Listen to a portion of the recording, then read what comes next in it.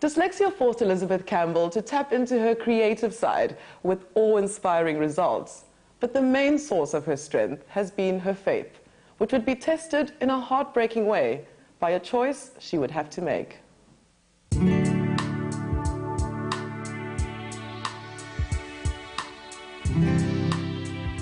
I was brought up on a farm in the Eastern Cape, and I was the youngest of three girls. I actually didn't know I was a girl until I started developing. I was a real tomboy. And then my parents moved to East London, and I went to school there. And hating school because I was dyslexic, but made up for it on the sports field. I used to love tennis and hockey, and so yeah, school I couldn't wait to leave. On one hand, my dyslexia forced me down the alley of creativity and expressing myself in other ways. And my dad always encouraged my drawing, and so did my mother. I came from a family of nurses, my grandmother, my mom, my sister, and I always wanted to help humanity. And I thought, well, nursing would be the most wonderful profession because you could get a job anywhere in the world. And I lasted 8 days. It was the most shocking experience. When that whole nursing thing bombed out and I was left stranded, now what? I had no option but to turn to my art career, and I enrolled at Cape Technikon. And I was advised to take graphic fine art, do graphic, because they said, you know, you could earn more as a graphic designer and printer than a fine artist. So I'm a bit of a hacker. I taught myself how to paint, and yeah, it's a feel. It's like cooking or anything. It's a feel. The painting grows as you go along with it. It's like a symphony. You get one with it, and it's really an extension of your own soul. I love painting nature. My beach scenes are also something I love doing. You know, these stark colors and bright umbrellas and white sands, and I think that's what I love about Africa. The colors here are so sharp.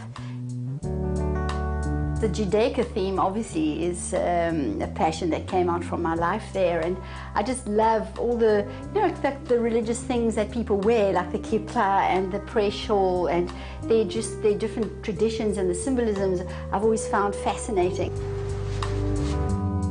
For me, to paint is a pleasure and a joy, and I love the fact that my art brings the spirit of God into a person's home.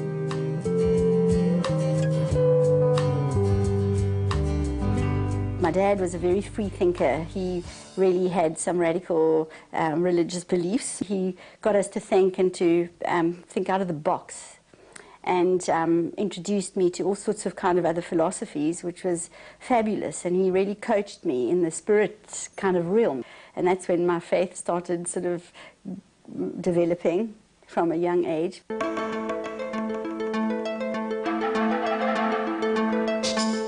My mother really encouraged us to travel. She said it's one of the educations that school doesn't give you. And so I hot-footed it off to Israel. As soon as I finished art school, I went to work on a kibbutz there.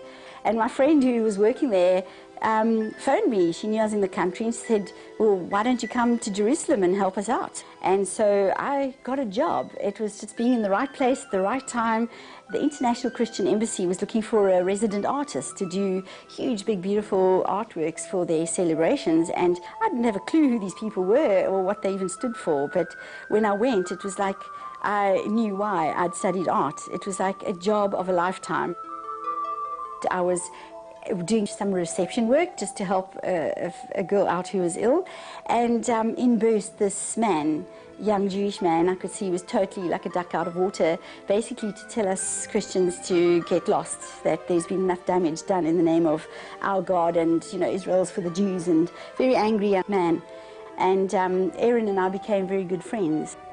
He was just the most incredible human being and teaching me so much. I'd lived in Israel for 3.5 years, and so with having met Aaron, I'd like sort of really become part of the land and part of the people, and it was just like I'd found my destiny.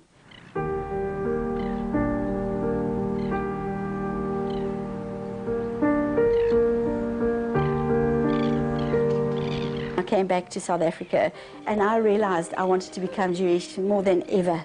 And I applied the rabbinical court here and I studied Judaism, and it was the most enlightening, incredible experience. And I carried on studying until a wedding date was set. Aaron came out for the wedding, and now we hadn't seen each other for 2 years. And we were just so elated with each other's hearts and each other's spirits. The rabbis could pick it up as well. They were fascinated by this union. They'd asked me all the questions they had to, and the last question before we were leaving, I mean, the rabbi who'd been my teacher, my best friend, he said, but now that you're this close in becoming an Israelite, he said, who is Jesus Christ? He says, my girl, you can't have Jesus and Aaron. You've got to make a choice. I just didn't know where to stick myself with horror of what I was having to do. I just didn't know how I was going to live without this human being and the dreams we had. And I didn't know how I was going to live if I denied what I believed to be so real. I had a decision to make, and I knew it was a sacrifice I was making. And we had to pretend or forget that we ever met.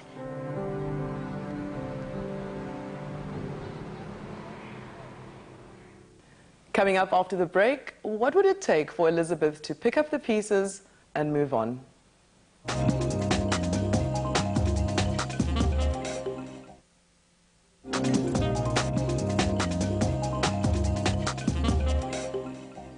Putting pen to paper to help her deal with her loss, Elizabeth got more than she bargained for, a blessing in the form of a soulmate.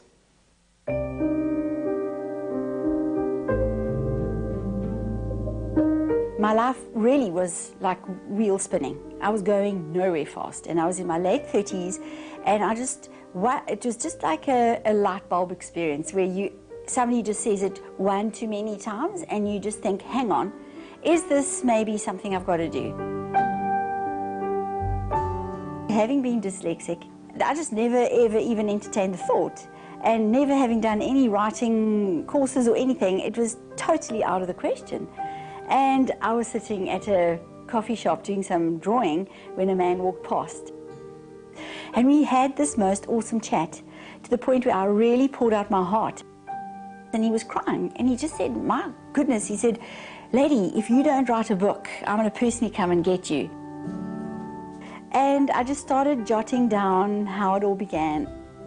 And I had to revisit those pain places, those sore places, and I banged it all down. I completed the draft, and then out of the blue, somebody said, I know just the person to edit your book. And then when that was done, I didn't even have the next step in view. When somebody said, you've got to meet Jamie Campbell, he works for a publishing company, and maybe, oh, yeah. So, you know, when everything happens like that, you just know it's meant to be. Moving on after an incredible setback like that takes time, because it seemed like years that I actually could function like Elizabeth again. You know, there was a deep, deep sadness in my heart, and like a grief, like somebody died. I tended to force myself to get out and socialize again. And I became so fine with being in my own skin and not feeling half a person because I wasn't married. You've learned to be at peace with yourself, and that is what I achieved, thank God, eventually, after 14 long years. And so when I did meet Jamie, you know, my wholeness was what attracted him. I wasn't like this desperate female looking for, you know, something to make me happy.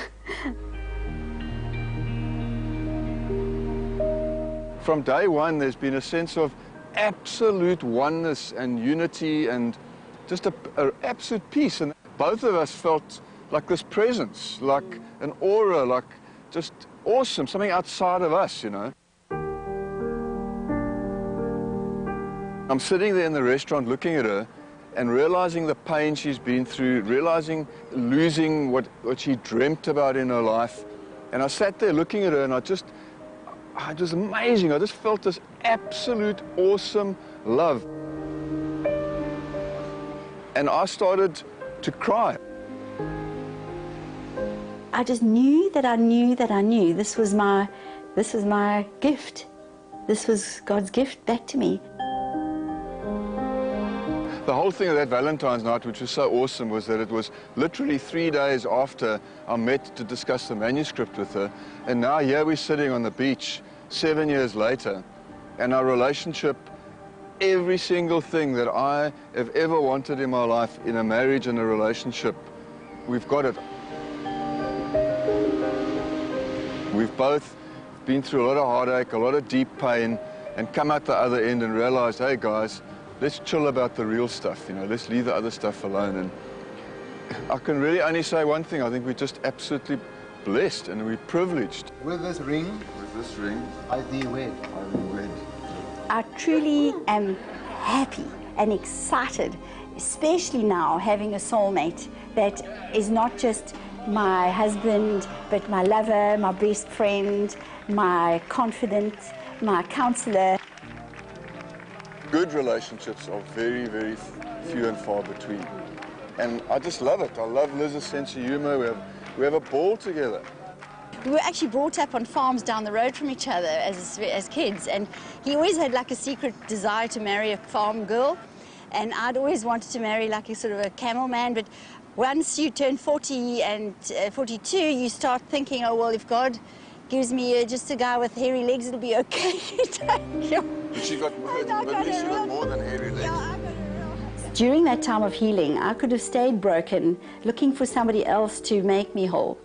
And this is where we make the mistake. It's not somebody who's going to make you whole. You've got to be whole. We are told that we mustn't have pain. Pain is bad. Anesthetize it, get rid of it, take a pill, do whatever. And actually that pain is what makes you truly human. It's at the bottom of the valley that you find God in another measure. It is there that you find sweetness. You can become better or bitter. And it's your choice. Life is about overcoming all the time, challenges all the time. We live in a fallen world where stuff happens, and it's how you handle them, and that's what makes you a strong person, and not take life so seriously or yourself so seriously.